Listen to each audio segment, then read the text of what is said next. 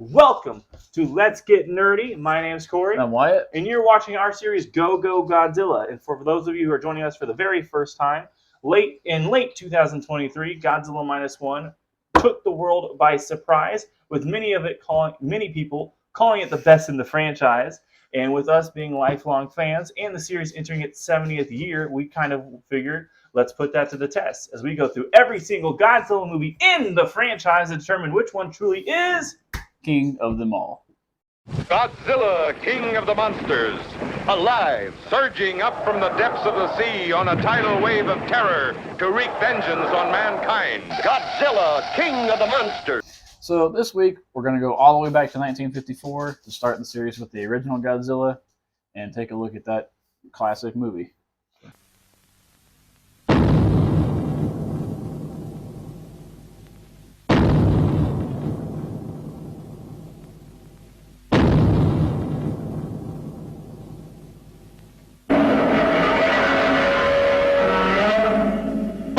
Absolutely. And for those of you keeping track, today we are actually going to be mainly covering the original Japanese uncut version. Yeah. I myself watched both the uncut and then King of the Monsters American, like redub, remake. I don't know if you watched it, Wyatt. I saw it when I was a little kid. I didn't really go back and watch it for this specific review, but since I knew we were going to focus more on the Japanese version, so...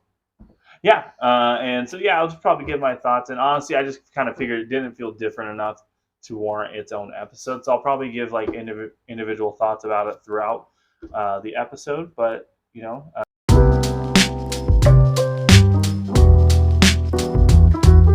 and with that, we're going to go ahead and start like we usually start with our initial thoughts on the movie. Wyatt, what did you think about the original Godzilla in 1954? So, I guess like just kind of the first off, like I just enjoy that kind of old classic movie feel. They have kind of like a, not a nostalgia, but just kind of like a charm to them. Yeah, absolutely. I guess you could say nostalgia too. Like but they just have like a feel to them, and I think I kind of latch onto that a little bit just from like watching movies like with my grandparents and stuff when I was little. Yeah. So I like that a lot to begin with, but to get outside of that, like I enjoy the movie. It's not a very exciting movie, but it feels pretty quick in places, but then really slow in other places. Yeah. So it's kind of like a hurry up and wait film. It feels like in a sense, but overall I do enjoy it. So and before I get into my initial thoughts, actually, an interesting fact about that, I'm glad you brought that up, is the reason the movie actually is so like start and stop and maybe even just a little bit like dull in maybe in most of its scenes is because they actually wanted to present it as a documentary, because the director Ishihiro Honda, I'm sure I'm going to have a correction in here somewhere, but I know his last name is Honda. He actually said like when writing and preparing for the film, he understood that like at the time sci-fi movies and movies that were actively sci-fi were kind of treated as less within and not really given as much respect. So he actually wanted to present this as a more of a documentary style film. Oh, okay. So that is actually, so that's why it kind of has that more, for better or worse, that's why it has that tone. Yeah. And so with that getting into my initial thoughts, like I love this film. I actually do have a lot of nostalgia for these kind of like, because my dad, growing up was obsessed with the Universal monster movies, and so he's showed me all the Dracula's, Frankenstein's, Wolfman, and that definitely this definitely fits into that category and that vibe for me.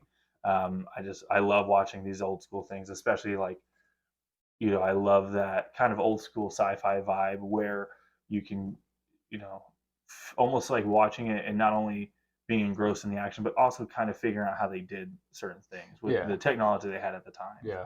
You can definitely see in this movie where there's a lot of like firsts in this movie, like especially with the like the suit, the Godzilla suit. You can see this is like, where a lot of technology for the most part began. With certain exceptions, of course, from other movies before, but yeah. Yeah, I guess to kind of touch on the suit itself, they do a pretty good job in a fair amount of the scenes where you can't really tell it is a suit, but I mean, then there is some where you can definitely tell, but that also is kind of cool at the same time. Yeah, kind of touches to that like charm that those older movies have, even like some of the later Toho movies when you can see maybe a set wall here, or like kind of a cable here. Yeah, I don't think it takes away from it, yeah, So and with that, there are certain scenes because with like the use of miniatures yes, that almost gives it a more like physical or visceral hmm feeling than maybe the newer Legendary series with like the CGI does. yeah, And the other thing I actually want to get into the suit. A couple interesting facts about this because I actually did like a lot of research on this movie in preparation for this. I don't know if you noticed the initial suit. Do you know how much it weighed? I feel like I've heard this before, but I don't remember. It was like 200 pounds.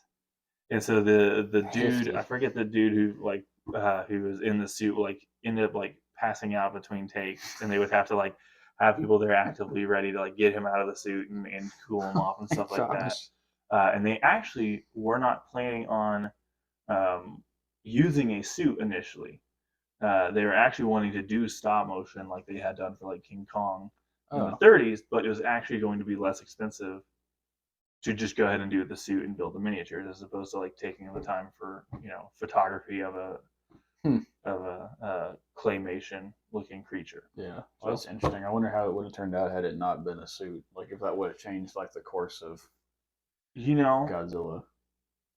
you know, that is definitely an interesting thought. I don't think it would be nearly as I guess lauded, or I think to me it would lose some of the charm. I I think it think I would. think because Yeah. like this suit is part of what draws like fans like us back Yeah. is we all have our personal favorite designs and suits and stuff like that. So Yeah.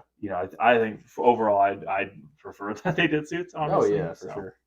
but and now we're gonna go ahead and run through the plot, some specific details that we picked up going watching the movie. And why don't you start us off? What's the first thing you want to talk about? Um, so I guess kind of the first note before we get into like plot specific details is Mhm. I do think it's interesting how those older movies, to kind of go back to that for a second, they have like their credits at the beginning. Mhm. I don't know why that's interesting to me, but it's just so different than what it is now. It's kind of a neat thing Yeah. I picked up on.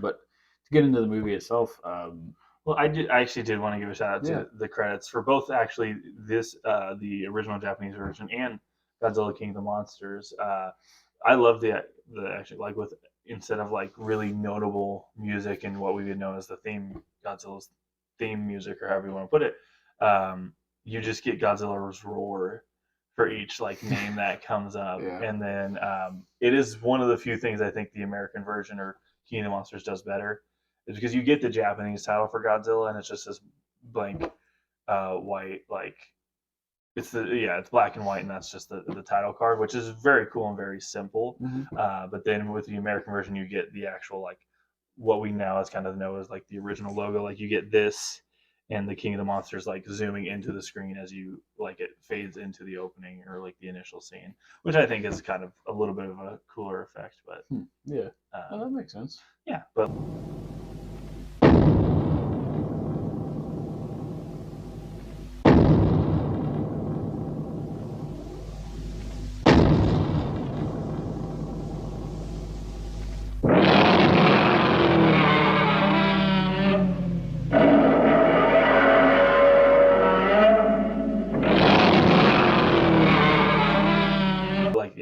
I did really like the old school Yeah, opening credits. yeah, it's kind of cool.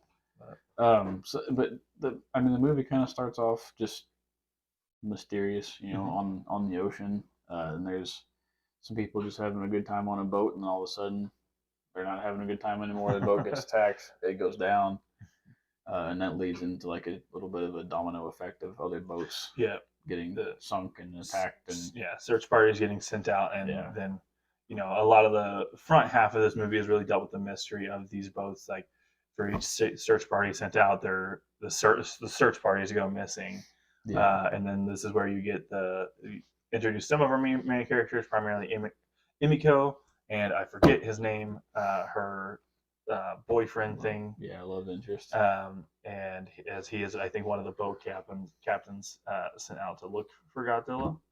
Um, And then and her father's that scientist or zoologist specifically. this is okay. I don't know if it was Zoologist, that or a yeah. paleontologist. I couldn't remember exactly or specifically, but yeah, he shows up. But then yeah, the boat.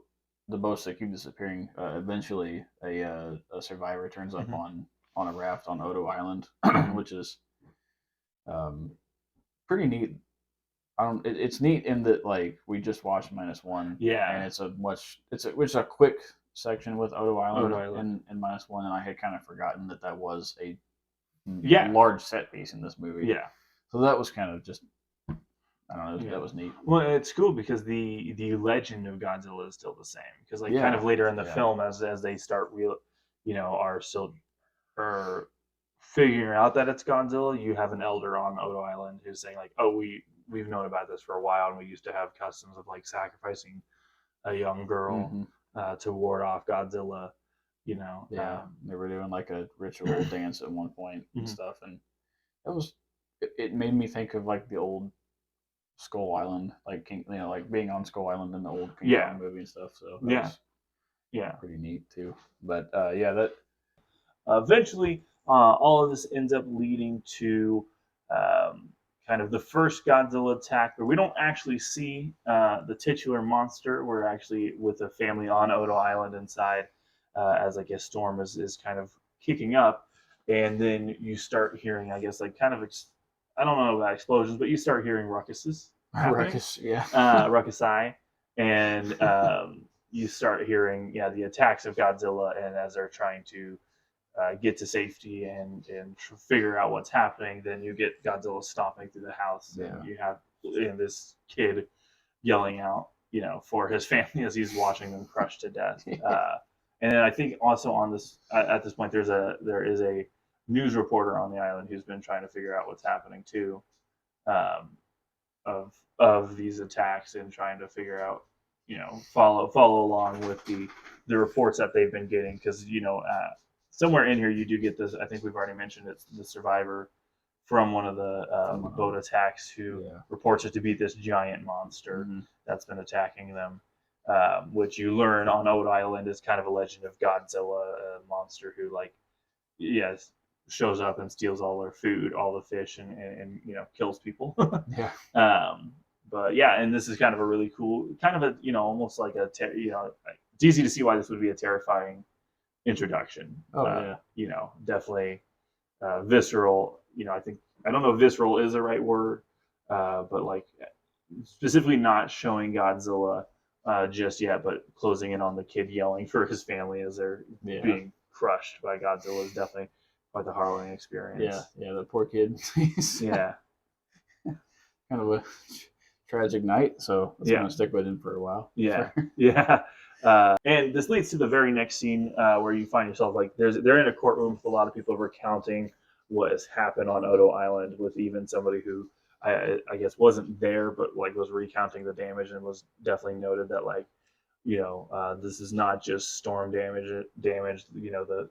The destruction came from above specifically, kind of indicating that it does seem this was a something larger than life kind of Yeah, monster essentially. yeah, And I think this is when you get the introduce of Emiko's father, the zoologist who is like from kind of studying things and is indicating that this is some kind of monster.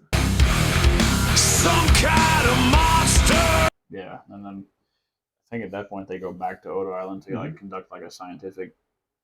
I don't know if expedition is the right word, Yeah. but a survey, I guess.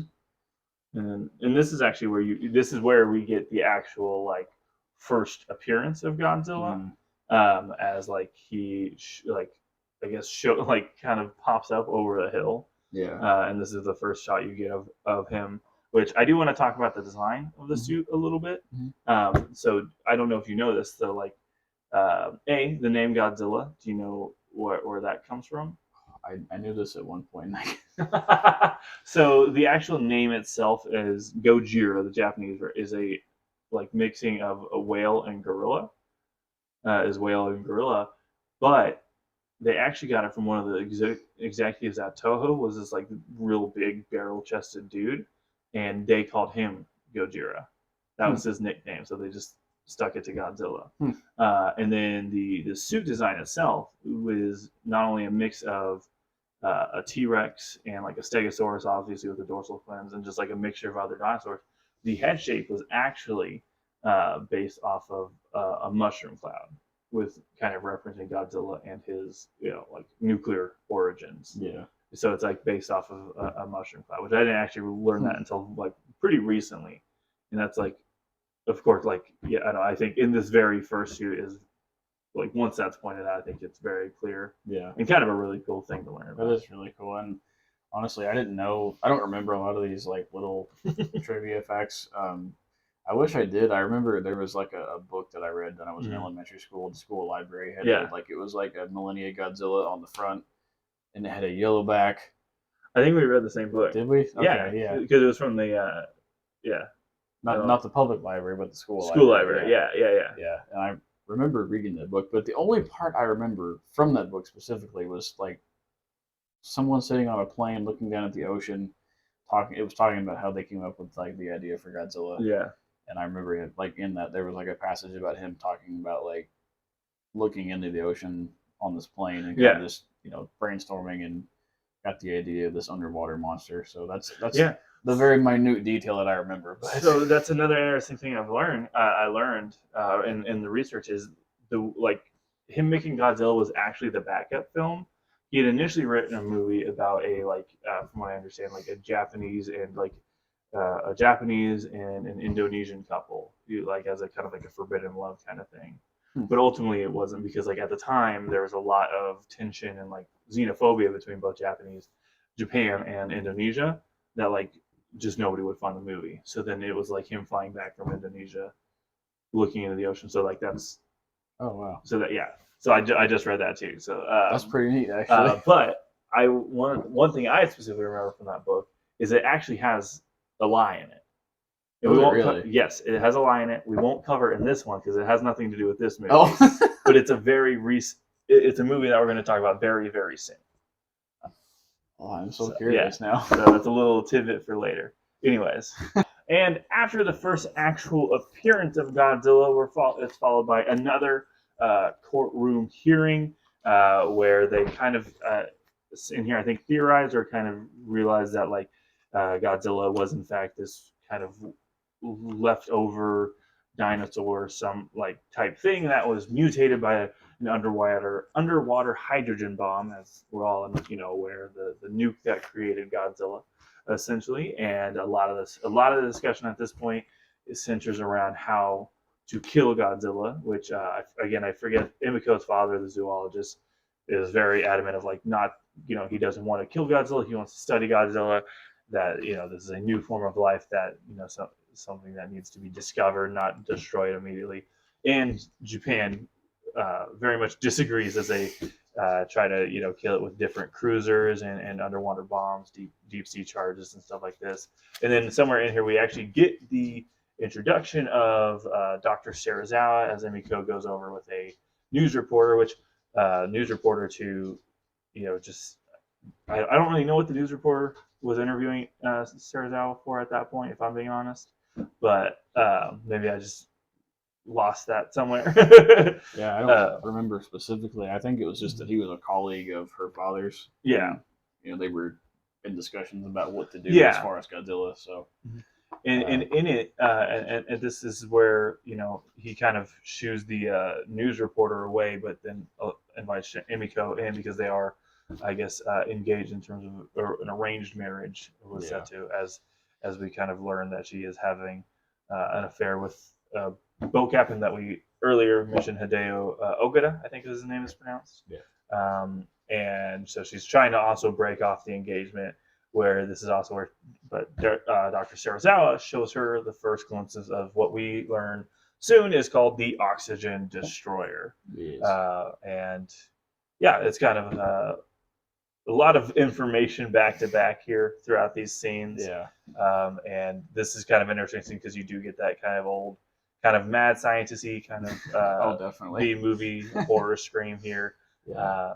He had the black leather gloves and the coat and his classic eye patch. Which is really funny to kind of start bringing some of the comparisons to the King of the Monsters. The American version in here is the main character in that is this dude Steve Martin, not the comedian. Steve Martin, played by Raymond Burr, who is famous for playing like Perry Mason and stuff like that. He is like this. He and Serizawa went to college together, and that's his like connection. He's like, oh, I'm gonna drop off, stop in Tokyo and say hi to my old friend Serizawa, and like it's really funny because he has a phone conversation with Serizawa. Like Serizawa in this whole movie makes no jokes. Yeah, no, not a single Like one. makes no jokes. Is not a fun character.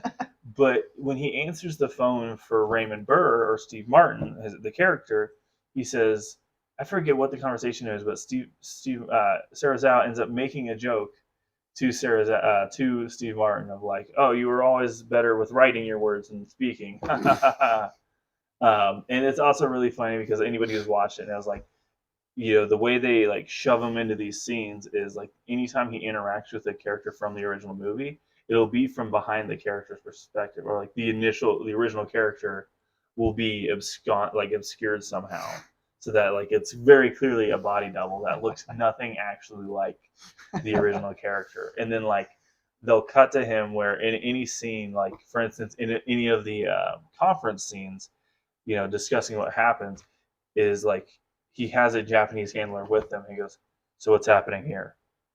And then they'll turn and like literally reiterate what's already happened in the scene.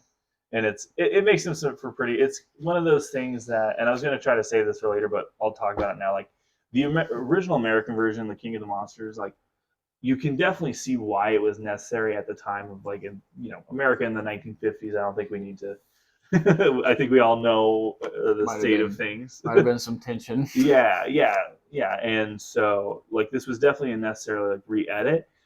It's just I don't know how well it's aged in terms of like compared to the original. I don't know if I would say I don't know if I would recommend this to anybody over the original Japanese version. Right. But kind of getting back on track here. So I'm sorry. This is what leads to Godzilla's pretty much all these attacks on Godzilla eventually kind of, I guess, I don't know, drives him, but he eventually makes his way to like Tokyo Bay. Yeah. And you get the first actual initial attack of him. And I don't know, does the theme song play here? It plays a few times in this movie. Yeah. And I don't remember, like specific times when it does play, but I know it does play during like some boat scenes, and then I think it is playing at least when he is arrives. At that. Yeah, but this is also where we like not in terms of an attack, not as much happens in this one as one later, but you do get probably the most iconic shot in this movie of him picking up the train in the mouth, and you get to see the train, off the tracks and stuff like that.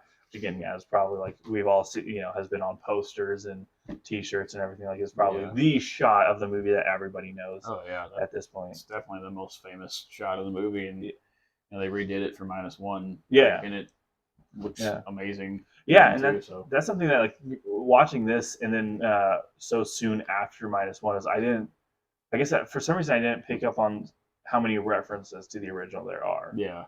Which I do think is really cool. It is really cool in retrospect. And so then again, this leads to even more conference scenes and even more kind of discussion of how to handle this, where it is pretty much decided like they're going to take, to much to the chagrin of Emiko's father, that they're going to take any measure they can to kill Godzilla at their soonest opportunity. And this is where I think somewhere in here, Emiko confides in her in Ogata or Hideo, the boat captain, of like, hey, Dr. Serizawa has the ability to do this, like kill Godzilla. Like he has what it takes. Actually, I'm sorry, that's after the second attack scene. I'm kind of getting my timeline mixed up here. Is it after the second one? Mm-hmm. Because, and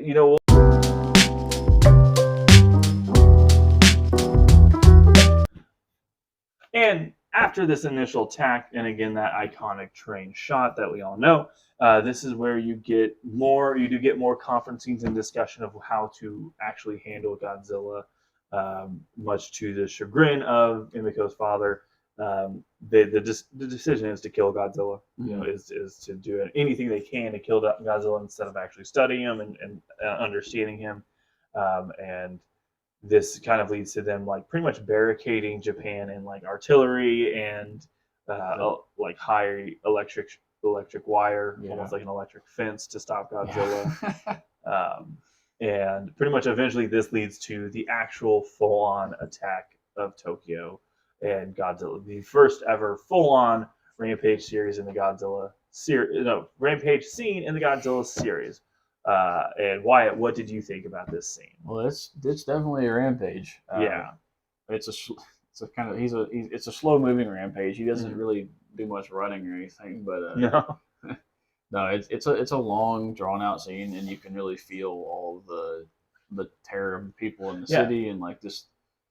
Nothing that they're doing is stopping him. The wires didn't work. The high voltage wires, the tanks, the missiles, like. And I think when he's getting through the high voltage wire, that's the reveal of the atomic breath.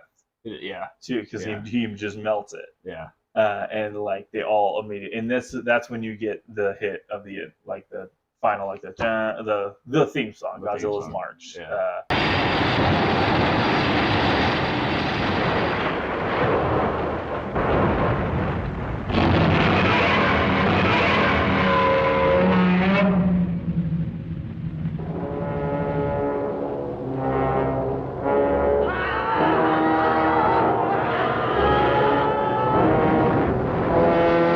As he kind of marches through Tokyo, just like destroying things at random. Yeah, and there really is no like sense to it. He's just knocking over buildings and burning things with his breath, which just kind of also it definitely has that old movie charm where it's like you kind of just have to use some imagination because they can't show like an actual blue breath as we're like we're used to seeing. But yeah, you can definitely see the technology of the time working at its best. But that is kind of cool though. Yeah, I actually think that is where it kind of works. This is where like you don't get a scene of this feeling today. I don't think because of the use of like the suit and the miniatures, being able to use like to see the actual physical destruction. I think it's something that as good as CGI has gotten, as awesome as the legendary movies are, and as awesome as -1 is, there's nothing as eerie feeling to me in the modern movies as that you get that wide shot of just after Godzilla's gone through everything and you just get Tokyo burning. Yeah. And like at this point the music is cut. Somewhere in here there was the news team that was like giving play-by-play to what Godzilla was doing throughout Tokyo, who they then realized Godzilla has set his sights on them, and then and then you just hear silence as they sign off. And then they sign off, and the tower's falling over, and then it kind of cuts to one of their point of views, and like it's them falling towards the ground and stuff, and like they don't really spare much on the horror of the citizens and stuff. So there's those. You get those people, and you get the shot of the mom holding. That's what I was about to bring up. Yeah, dude, come on. I was not expecting that, dude. Like, the way she was like holding her children, saying, "We're going to see Dad." Yeah. Oh my god. It's such a great scene, and again, leading back to this shot of Tokyo, that wide shot in Tokyo burning, and it just again like none of like to me the movies we've covered so far, the legendary series -1, none of those shots get as like leave you with such an empty feeling like that. Oh yeah, absolutely, not even close. Awesome. Like you get such like a narrow scope of tragedy, and then it cuts to that like kind of silent large scale shot of like the whole city. So it's that one narrow spot we were just on is now a whole city's worth of terror and tragedy and sadness and death, and like it is a very eerie feeling, and much more so than you do get with the like the newer movies. And I don't know if that's due to like just the black and white and like just the nature of the movie itself, or just how it was shot, or all of the above. But like, well, I think it's a bit of everything putting together. I think it's you being able to use the miniatures to your advantage, of like having that seeing something physically fall apart, and then having the physical fire. Like you get to see the actual reflection of the fire off of Godzilla, and off of like the set itself. I think is really cool. Yeah, I not to cut you off. Yeah. I do love. I don't know. I love miniatures. Yeah. I've always loved those in movies and stuff, and I think it's kind of it's words are hard.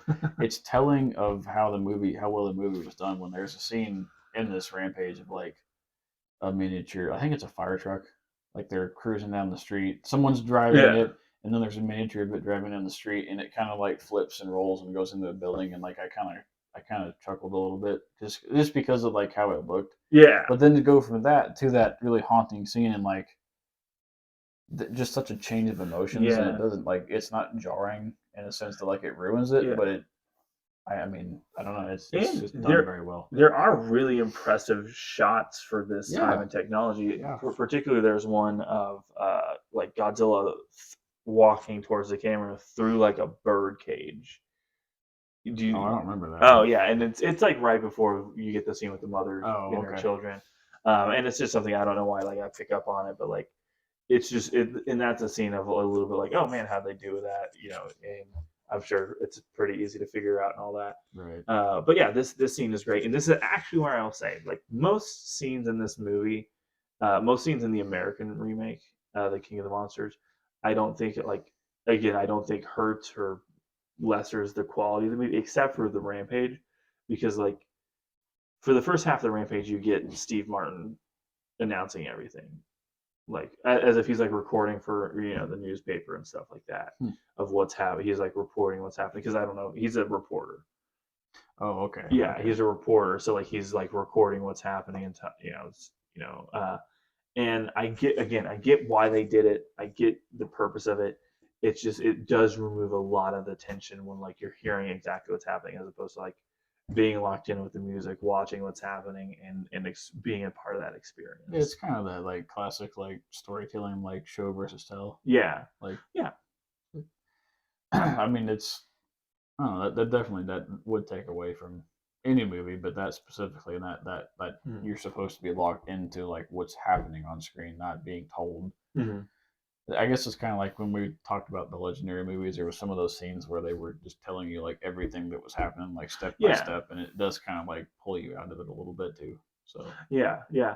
And again, yeah, like again, it's one of those things like I don't want to brag on it too hard because like I think it's one of those things that was absolutely essential for the time. I just yeah, watching it now kind of takes me out of it. And something I also didn't mention earlier, like this was actually my first time watching the American remake. I had realized in watching the King of the Monsters version, I've never seen it. I've only ever seen the original Japanese version because like the first time I saw this movie was uh, my dad took me to like a Godzilla film festival mm, that was happening at a local theater in Lawrence, Kansas, Liberty Hall, and they showed the original Godzilla movie, and it was the uncut Japanese version.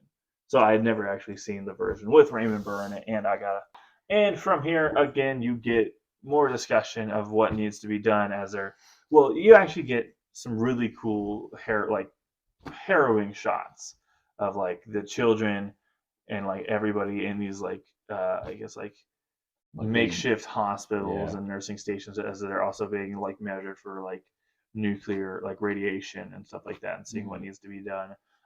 Which actually something I do want to bring up is you know obviously this movie is talking a lot about nuclear and nuclear power and like a lot of people know since then this is all pretty much like a protest film for nuclear testing but yeah. at the time of this movie was released it was actually met with mixed reviews because they actually thought it was like exploitive of the like leftover trauma of the nuclear bombings from like because it was literally like this movie was made in 1954 Hmm. and the bombings were in 1945 like literally less than 10 years before so like a lot of Japanese critics did think it was a like exploitive specifically like scenes like this were exploitive of like yeah like I guess I guess the trauma that was still very much throughout the country Yeah. which I can't even I don't know if we're necessarily the ones to say they're wrong for feeling Oh that no, no. way I think but it's a very fair perspective for yeah sure. So yeah. But anyways, we digress yeah. as usual. This then leads into the next few scenes of the discussion of figuring out what to do.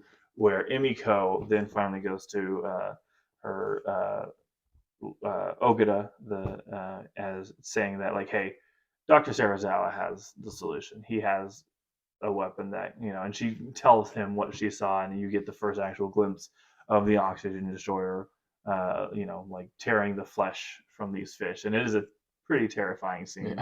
Yeah. And pretty much you also get, I think, the conversation when they finally confront Sarazawa about it. He kind of does reveal he's like, I don't want this in the world because I don't know what he's afraid of the uses that would be the ways it would be used. Yeah, yeah, that classic. Like he's afraid of it getting into the wrong Mhm. hands and doing untold damage to however many lives, and just you know being taken advantage of and stuff. And I guess to that point, like I am kind of surprised, like from a story, not from anyway.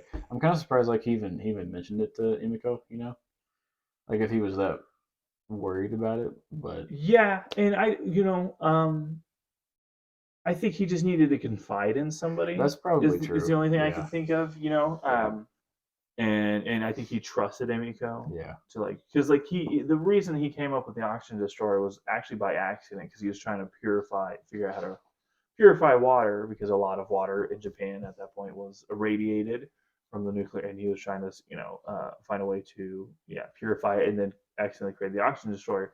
And even I forget if it's in their first conversation or this conversation where he even mentions that like he doesn't even necessarily trust himself that like if somebody finds out he has this and offers him money, like he might cave to the offer, yeah. and I think that's a very interesting, like, recognizing that, like, hey, I am myself infallible and can't Hmm. really be trusted. Yeah, But pretty much ultimately in here, this is Sarazawa then decides to ultimately that he needs to use the oxygen destroyer, and yeah, that this is the only way that he can, protect Tokyo and make sure, or in Japan as a whole, to make sure something of this nature doesn't happen again.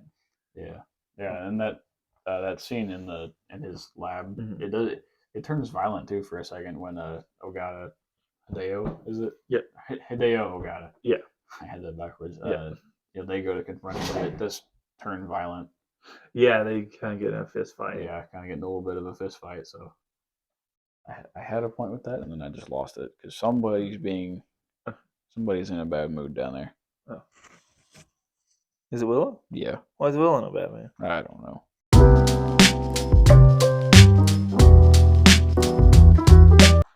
And one thing I do want to point out, or one thing I want to kind of give praise to, is like this whole from here on out. I love the tone shift of like figuring, having the realization like this is what needs. Ultimately, they feel what this is what needs to be done to protect again Japan, Tokyo, and the world at large. Um, and I like that there's no in -1 when they finally get the plan, it's this triumph, right? It's this Mm-hmm. achievement. They can't, they're it's Japan banding together to fight for something. Yeah, I like that. And this one, it's not that at all. It's almost like a tragic, like there's a tragedy to it of like it's begrudgingly that this is the solution. mm-hmm. And then the whole scene of them actually gathering on the boat and tracking down Godzilla's location, which is using the radiation, which I think is cool It is to cool. like track Yeah, him down. There's like almost no music. I think there's almost no music to it, and like it's almost like a funeral because like they all just hate that they have to do this. yeah, Because like and then the whole scene. I guess if is there, I don't know if there's anything you want to cut in with at this point, but like just that whole scene as a whole, I just love the direction of it. Again, like there's just very little, it's a very solemn scene. very solemn scene. Yeah. There's Yeah, I mean, they're not happy about it. They're not excited about it, and I mean, honestly, we're probably not even sure it's going to work. Yeah. And I mean, it's just not something that they're excited to do.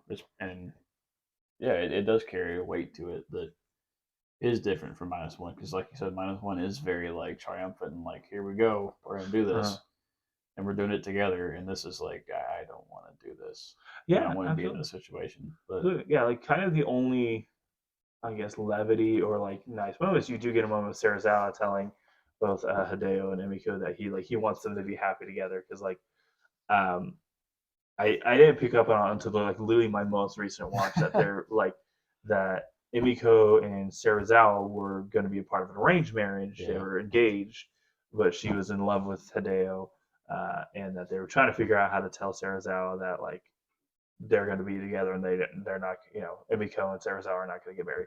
And Serizawa, I guess, knew the whole time. I was like, you guys have a happy life together, like Yeah. Yeah. Um, but like so the scene ends up having Serizawa and Hideo end up going to the ocean depth and releasing the oxygen destroyer, killing Godzilla. And this is kind of also in a way a little bit of a visceral scene as Mm-hmm. you get Godzilla trying to escape it, Yeah. trying to like Yeah. thrash about and like get to the surface and stuff like that as it's like literally destroying him. And then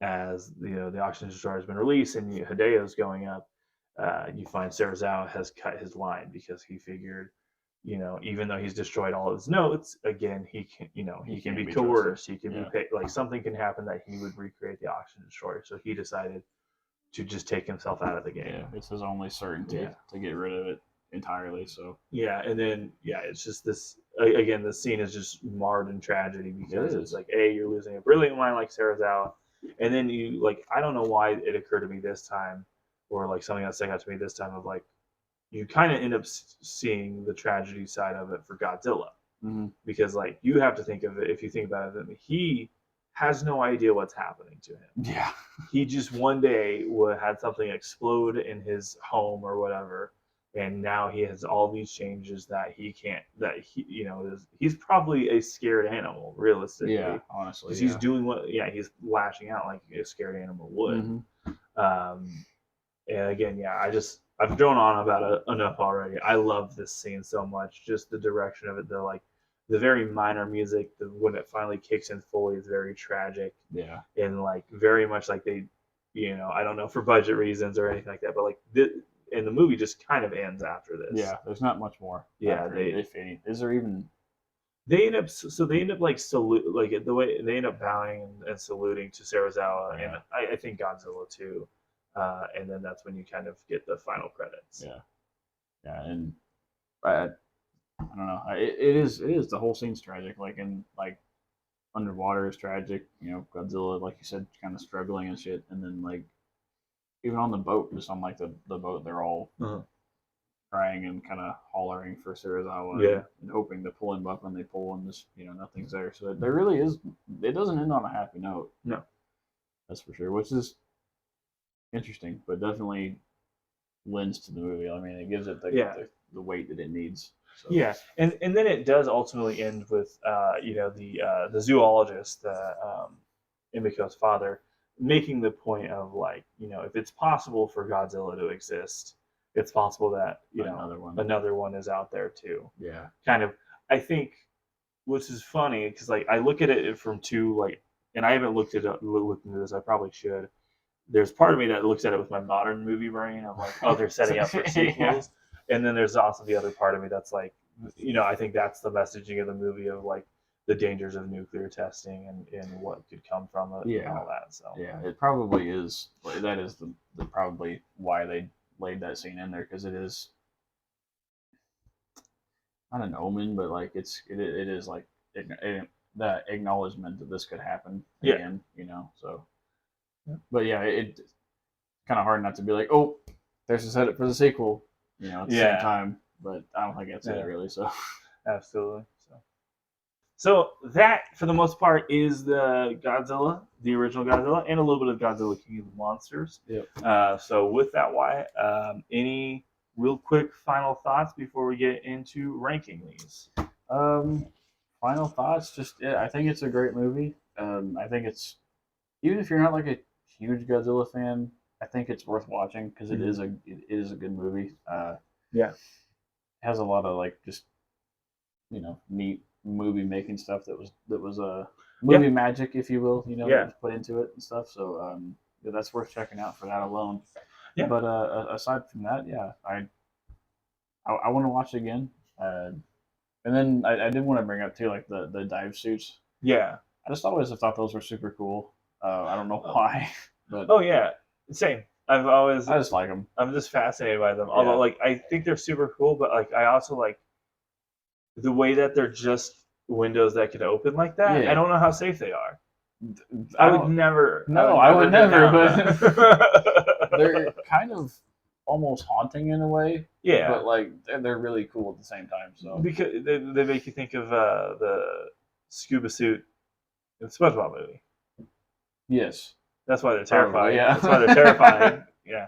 It's the Cyclops! So I guess real quick, my final thoughts. If you haven't heard enough of me talking yet today, is yeah, I freaking love this movie. I think this is every bit of classic film that a classic film can be. I genuinely do think this is something that like not even just Godzilla fans.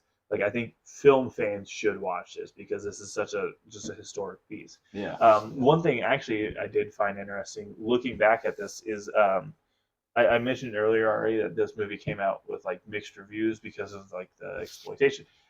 In America, it came out to very high reviews when the King of the Monster remake and all that came out too. Was very, and that is actually what caused or kind of pushed for the like the changing of the narrative in Japan too. Of like critics started talking about it a lot more overall positively, as American critics also did too. Kind of, I don't necessarily know what would that implies or anything like that. Just something I saw kind of talked about online. Um, That is interesting. yeah, yeah. It's also just kind of a quick point too. I think it was kind of bold that like the American people, I don't know, studios wanted to even put it out Mhm. because it is kind of like a protest film about the bombs, and that could have been construed as like anti-war or something. So Yeah, absolutely. I mean, absolutely. But yeah, and I think that is probably like, and I guess to that even further to that credit, I guess is like a lot of that messaging is actually not even removed from the King of the Monsters version. Like a lot of that is still there to a certain extent. There is stuff certain like I guess for time's sake things cut out yeah, to kind of and like reorganize throughout the movie. But yeah, I definitely agree. that's pretty cool. They didn't really shy away from that message in the movie. So Yeah. it's pretty cool. And now we're going to get into the actual ranking of this movie. I guess so. The current ranking, as it stands, in very last place, I think right now it's fifth place, is going to be Godzilla versus Kong, Yep. the 2021 version. After that, we have Godzilla 2014. After that, we have, I believe, Godzilla X Kong, The New Empire, in third place as of right now. You have then Godzilla King of the Monsters, the 2019 version, at number 2. And number 1, you have Godzilla Minus One. So, Wyatt, I'm going to give you the unfortunate task here. Oof. Where do you freaking rank this movie? God dang. I'm probably. This is not a fun. It's not It's fun. not a fun ranking. So, if you want, I can cut in here, and I will take.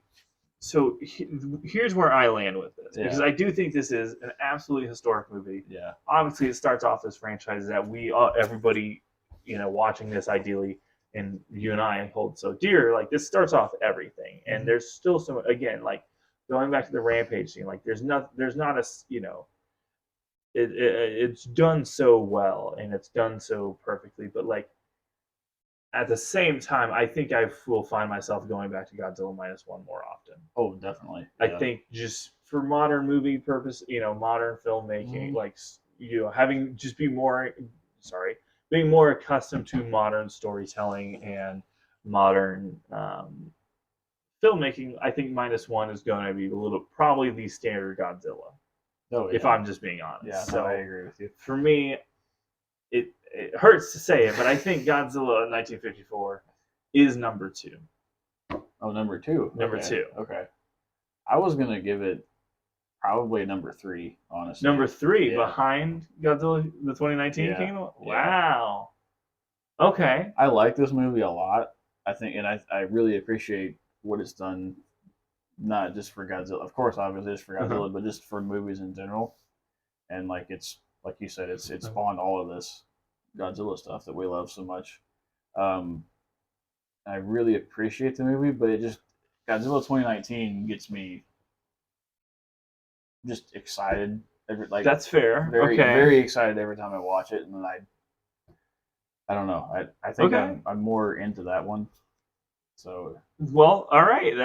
I respect that. So what that means, if you have not seen previously, when we disagree on a ranking, there's only one way that we decide where it ranks. Yeah. We're going to play rock, paper, scissors, and whoever wins, that's the ranking we go with. And I'm going to be honest why. I swear to God, I hope I win. I don't know if I can live with us if we put Godzilla King of the Monsters over the original Godzilla. But, all right. By the way, you'd be putting the movie where he goes, Godzilla, above the original if we do this. Look, that guy is like he's probably the worst character in any Godzilla movie ever made. But the rest of the movie is great. All right, let's play rock, paper, scissors. We're going to play rock, paper, scissors. I love that movie. We all know I love that movie. Okay. Are we going on shoot? Of course. We're going to we do rock, paper, scissors, shoot. All right. No best 2 out of 3. Yeah. We go one and done. It's one and done. One and done. I swear to God. Okay, so 3. Okay, rock. No, fucking God. He's flustered. I can't believe you're making me do this. All right. Rock, paper, scissors, shoot. Got him. All right. So the updated ranking. All the way at number 6, we have Godzilla vs. Kong 2021. I feel like I've traumatized him.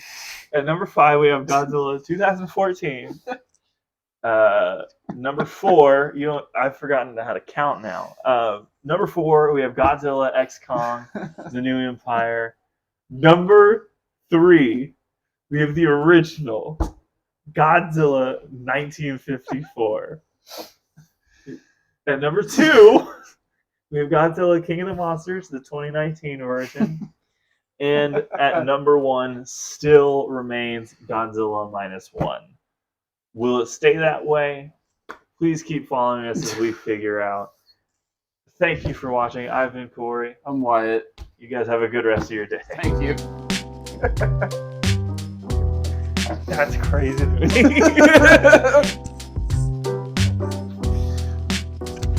Oh, shit.